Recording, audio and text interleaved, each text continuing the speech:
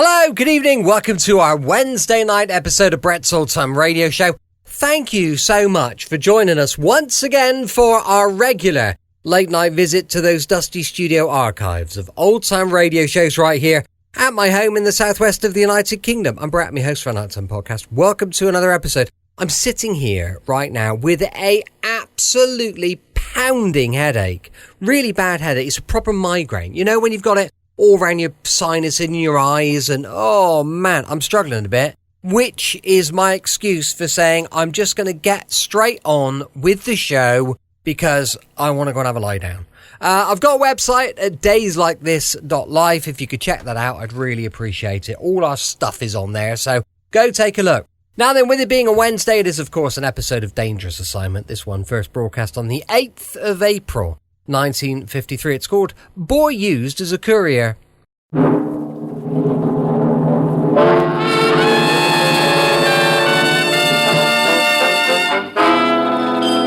Dangerous Assignment. Transcribed, starring Brian Donlevy as Steve Mitchell.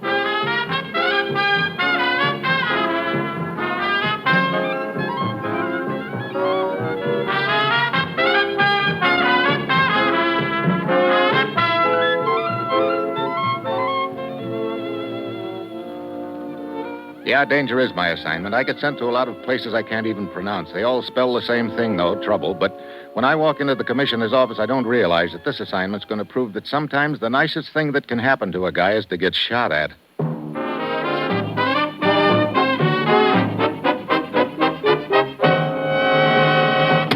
Morning, Commissioner. You sent for me? Steve, an ad will appear in a Paris newspaper tomorrow night. The job offered by an internationally famous magician named Paul Ducasse. You're going to answer his ad. Oh, now, wait, Commissioner. If he's looking for someone to saw in half... He's anxious to secure the services of an English-speaking tutor for his 10-year-old boy. You're it. Oh, great. Me a tutor yet. Look, suppose I don't fill the bill. It's all been arranged with Ducasse as a means of getting you into the household without arousing suspicion. Suspicion of anyone in particular? Yes, Madame Berkoff. As a child's governess, she's accompanied Ducasse on several world tours during the past years. He suspected for some time that she's involved with a spy ring, Steve. That she's passing information to foreign agents here and abroad. I see. Several days ago, just before they sailed from New York, Ducasse overheard part of a conversation she had with someone over the phone. She acknowledged receipt of certain information, said it would be delivered to somebody in Paris by Friday of this week. Any idea what sort of information this is? From what Ducasse could gather, it had to do with the movement of troops. Oh, so I ease into the Ducasse household, but why is a tutor to a 10-year-old? Because you're going to have to keep a close watch on the boy, too. Wait a minute. Don't tell me he's mixed up in this. Unknowingly, yes. Get over to Paris, Steve. Talk with Ducasse. He'll explain. Find out what this information is and see that it isn't passed on. Well, that's it. You've got your assignment. Good luck.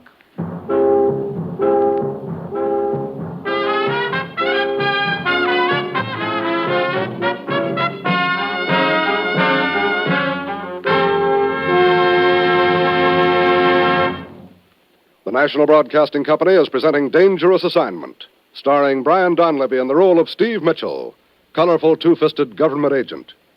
At all those places of the world where danger and intrigue walk hand in hand, there you will find Steve Mitchell on another Dangerous Assignment.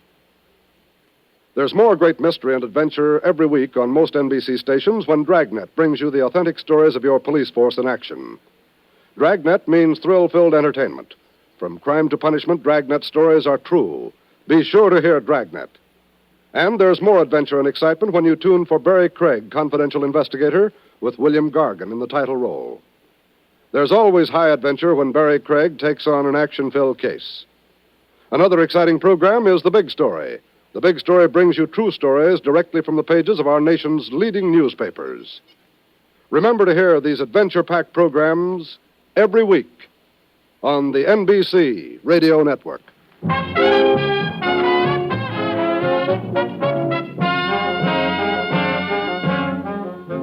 Sure, I've got my assignment. Get over to Paris, take over the job as a tutor to a 10-year-old, and somehow intercept certain military information before it reaches a foreign agent there.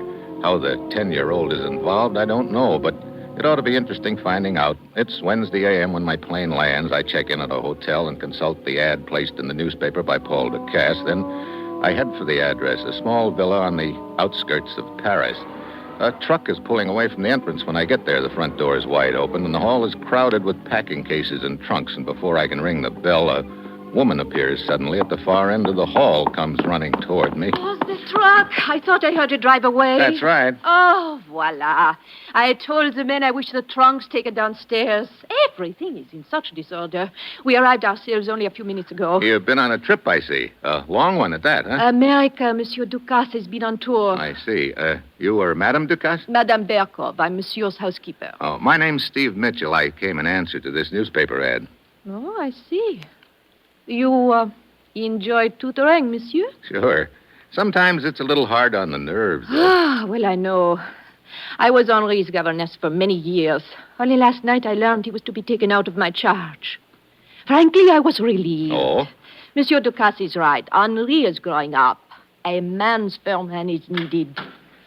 Thank you, Monsieur Kenko, for your visit. I shall leave letters of recommendation with you that you may inspect them at your leisure, Monsieur Ducasse. Of course.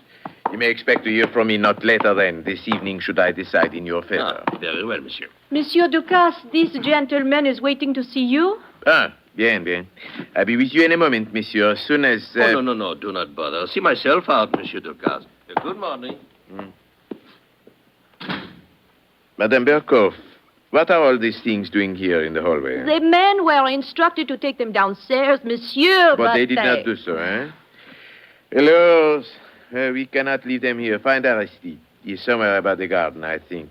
He will move them for you. Very well, Monsieur. This way, Monsieur Mitchell. We will talk in my study. So, you have met Madame Berkov, eh? Yeah. I think she was about to paint a rather dismal picture of the situation in an effort to scare me off when you interrupted. That was to be expected. Do sit down, monsieur. Thanks. Who was that man you were just talking to? Monsieur Kenko, an answer to my advertisement. Excellent references. Too excellent. He probably did not expect me to investigate them. Look, Monsieur Ducasse, there are a few things about this case I don't follow. For one thing, how is the boy involved? I believe she is using my son Henri to carry messages for her. What? Yes.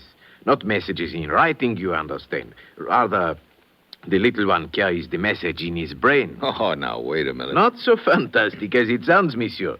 Please, I do not mean to indicate that Henri is a genius of some sort. It is not that at all. He's a normal child. A little above average intelligence, yes, but he does possess a remarkable memory. He has a most retentive mind, almost photographic. And Madame, you think, is using his memory to store away her messages? A little story she reads to him, a list of words he must learn to spell, a poem he must memorize, all carefully arranged in code. And the secret is locked safely away in the child's mind. Do you have any proof of this, Monsieur Ducasse? Perhaps. Not too long ago, while we were in Berlin, the boy came to me one day after touring the city with Madame Berkov. He described the trip in detail, and I noticed certain irregularities in the street names. One word. Naturally, it meant nothing to me then, but later... What was it? Z-I-T-K-O. Zitko. Hey, wait a minute. Anton Zitko, Romanian underground leader. He was murdered in Trieste, the day after we had arrived. A coincidence, you think, monsieur?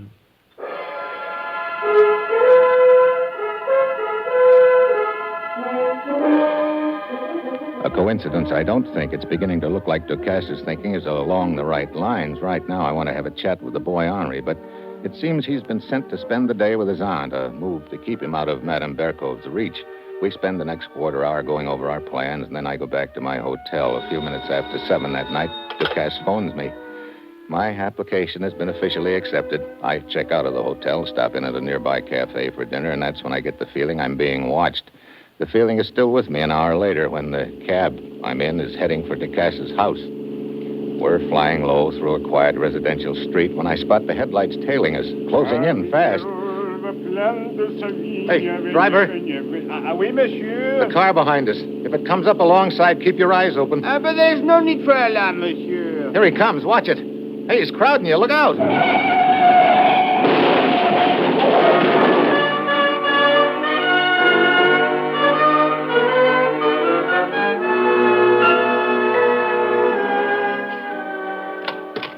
Yes, Oh, it is you, Monsieur Mitchell. That's the second time you've been surprised to see me, Madame Berkoff. Oh, mais no, we were expecting you. Come in. Oh, monsieur, that bruise on your face. Oh, a little auto accident. The other car didn't bother to stop. You were most fortunate. Yeah, wasn't I?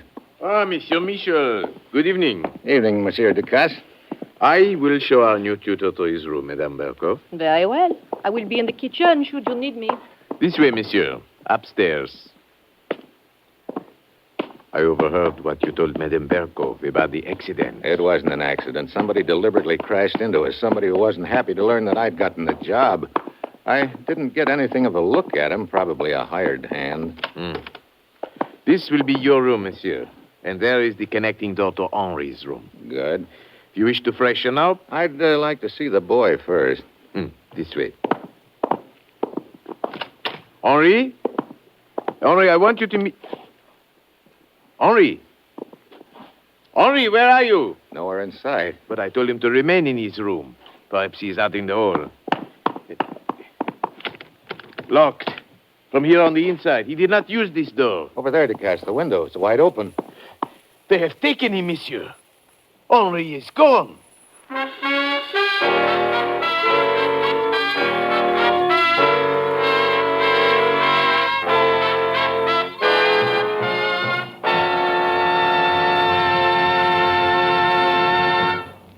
Steve Mitchell will continue his dangerous assignment in just a moment. Listen to this and mark it well. More than 10,000 people died last year because they were treated for cancer by quacks. The American Cancer Society urges that you take heed of this shocking fact because treatment for cancer by quacks always leads to death. On the other hand, with prompt, proper medical care, most cancers can be cured. Don't risk your life and don't lose valuable time.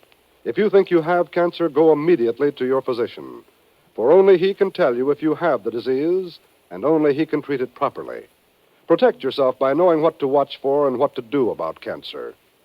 As a part of its educational activities, supported by contributions from the public, the American Cancer Society makes this life-saving information available to you personally or in a program for your union, club, or church group. Address your request to Cancer, care of your local post office. Don't delay. Protect yourself now.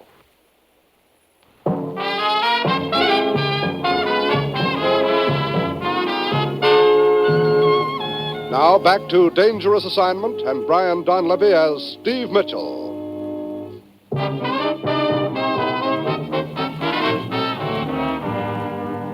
Monsieur Mitchell, they have taken my son Henri. Looks like it, Ducasse. They must have taken him through that open window. We came through the connecting door from my room. We know he didn't leave by that. And his door here into the hall is locked from the inside. He could not have left by that either.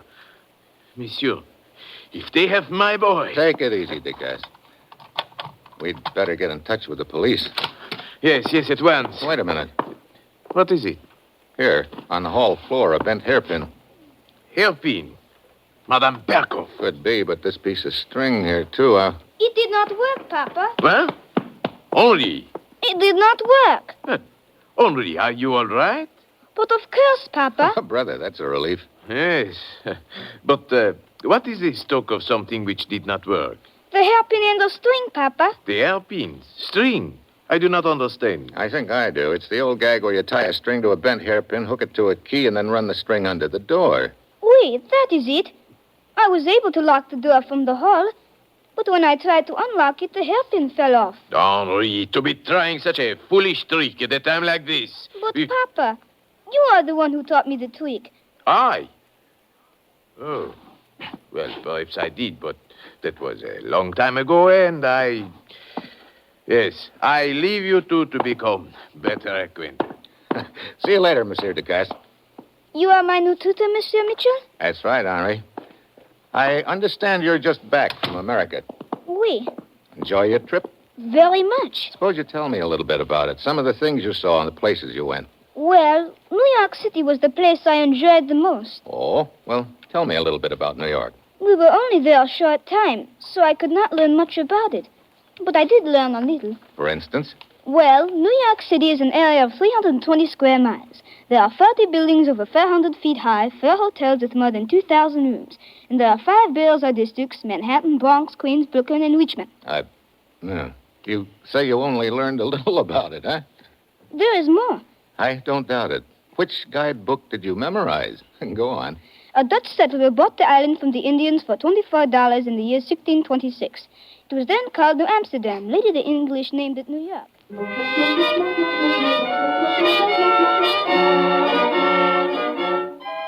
He goes on and on while I stand there with my mouth open. The kid is a walking world almanac. Half an hour later, he runs down, and I stagger to my room, groggy. Ducasse is waiting for me. So, you're getting acquainted with my little Henri, Getting acquainted? I'm getting a college course. That kid's got enough facts and figures in his head to fill a 5-foot shelf. What will be your next step, Monsieur Mitchell? Henri told me Madame Berkoff had planned to take him to the park tomorrow morning. Oh? So I'm going to follow through and see if anyone tries to contact him there.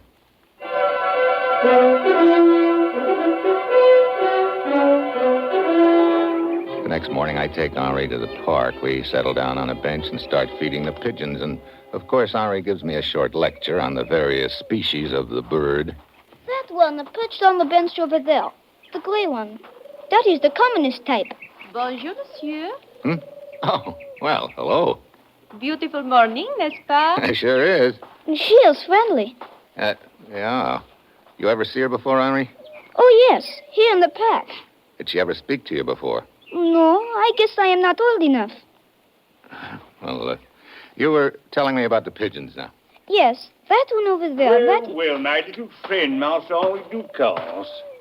Good morning, Monsieur Gillis. This is my new tutor, Monsieur Mitchell. Oh, delighted, Mitchell. Mr. Gillis? Well, Henri, I've missed you these past weeks. You see, Mr. Mitchell, Henri and I are old friends here in the park.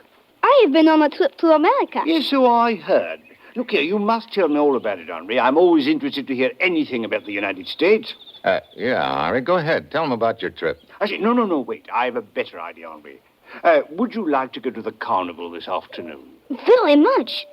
If it is all right with Monsieur Mitchell. Well, why, sure, Henri, sure. Well, splendid. I'll call for you at 2 o'clock, Henri. You can tell me all about your trip then.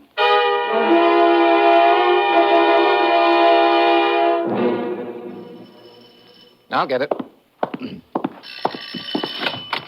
Oh, Mr. Mitchell. Good afternoon, Mr. Gillis. You're right on time. We'll be ready in just a minute. We? Oh, yes, I thought I'd go with you and Henri. That is, if you don't mind. Well, I would have been delighted, but matter of fact, the reason I stopped by was to give my regrets to Henri. Something's come up I have to attend to. Oh, that's too bad. Yes, I'm frightfully sorry. Please tell him I'm sorry. We'll make it another time soon. All right. Yes, good day. Who was it, Monsieur Mitchell? Gillis. Huh? He changed his mind about the carnival? Yeah, maybe he got scared off when he learned I was going to tag along. Perhaps. You know, I just remembered something. What? Gillis was the one who originally recommended Madame Berkoff to me. Oh, that's interesting. The two of them could be working together. One thing sure, I can't let Henri out of my sight from now on. But that poses a problem. If they suspect who you are, nobody will contact the boy while you are around. You mean if they know I'm around? I don't understand. Henri will be disappointed at not going to the carnival, so why not let Madame Berkoff take him? We'll tail along behind and see what happens.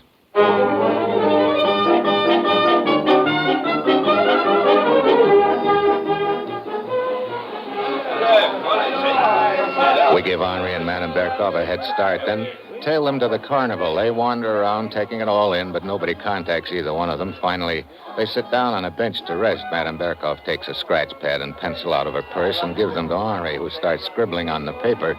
Pretty soon he shows it to her. She crumples it up and tosses it on the ground. Mitchell, they are leaving.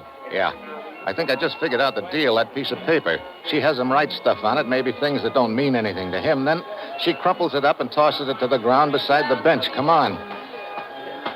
Look, the man over there. He has a bag for scraps of paper. Yeah, and a pointed stick. He could be the contact, but we're beating him to it. Here we are. Now we'll see. What's written on it? Oh, great. Have a look. A drawing. Wait. It's supposed to be you. See? He has entitled it The New Tutor. Yeah. 3 heads yet. Yeah, enough Another lead up in smoke. I'm getting nowhere fast. We tail Henri and Madame Berkoff back to the house. I find them in the kitchen. Madame is dialing a number on the telephone. Ah, such a nuisance, Monsieur Michel. 3 times in 2 weeks. What's the trouble, Madame Berkoff? The boulanger has forgotten to send the brioche again. The who forgot to what? The baker. He forgot to send the breakfast rolls. Hello. Let me speak to Monsieur Fronard. What? He's talking to a customer. Very well, I will wait. I do not know what it is these days, Monsieur Mitchell, but it is impossible to get service.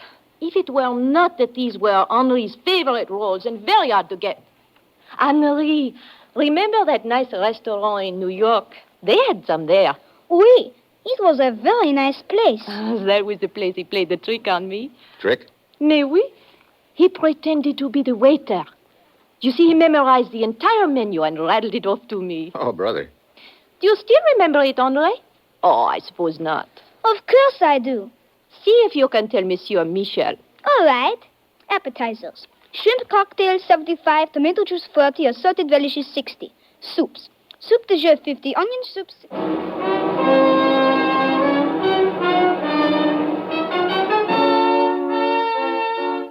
Suddenly it registers. The whole deal slides into place. I ease out of the kitchen and get to another phone fast. I have the police trace Madame Berkoff's call because I've got a strong hunch it isn't to a bakery, and I'm right. It's to an apartment nearby. I get there fast and barge right in.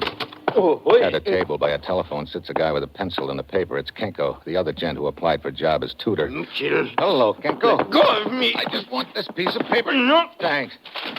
Well, deciphering a code, huh? Troop movements to Courier. I don't know what you're talking Oh, about. save it. You and Madame Berkoff have been working this deal together, and you've had a pretty neat setup. She gets the kid to memorize a menu that's really a code message, then she puts in a call to somebody, supposedly a baker, but it's actually you. No, Mitchell, I do not know. So anything. then she gets the kid to repeat whatever it is while she holds the receiver out so you can hear it and take it down. Then you decode it and deliver it. Yeah, very neat, except you just went out of business. Not quite, Monsieur Michel. Well, Madame Berkoff. Keep your hands in sight, please. I saw you leave the kitchen and realized you must have found out, so I followed you here. Give that message back to Kenko at once. Kenko reaches for it. I start to hand it over, then suddenly grab his wrist and jerk hard. He slips around in front of me just as she pulls the trigger. Kenko! Thanks for the gun, sweetheart. Yeah, you just shot your little playmate. Kenko! Looks like your neat little organization just went out of business. Didn't end up quite the way you'd planned, but I guess it wasn't just in the cards. Or maybe I should say, on the menu.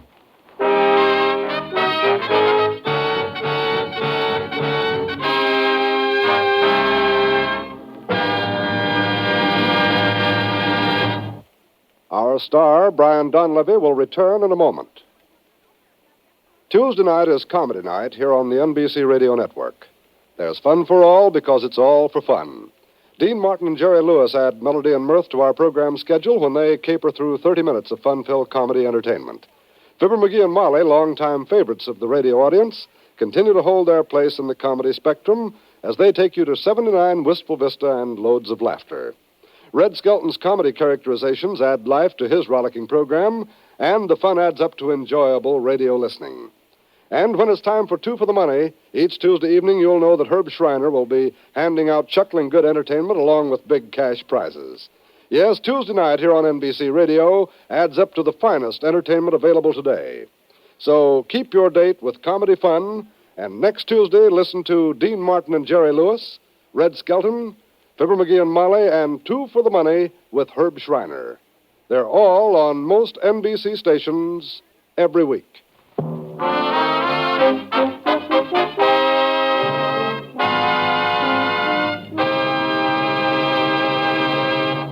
Next week, Tibet. I fly the hump and collect a lump. And that will be Steve Mitchell's dangerous assignment next week.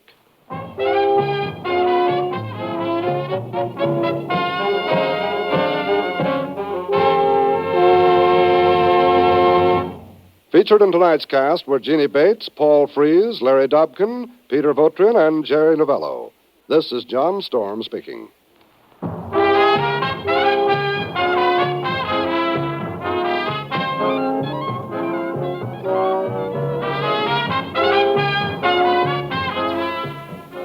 Dangerous Assignment, starring Brian Donlevy as Steve Mitchell with Herb Butterfield as the Commissioner, is written by Bob Reif and Adrienne Jandot and is directed by Bill Karn.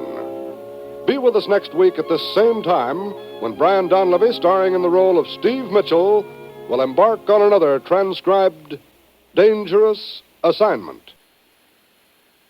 Tomorrow, it's Adventure with Roy Rogers on NBC. Welcome back. Hope you enjoyed our latest adventure with Dangerous Assignment. Don't forget, we'll be back tomorrow with comedy and Hancock's Half Hour going live at 5 p.m. UK time. Thanks for listening. I'll be with you 7 days a week, each and every week, and I will see you tomorrow on Brett's Old Time Radio Show. Love you. Bye.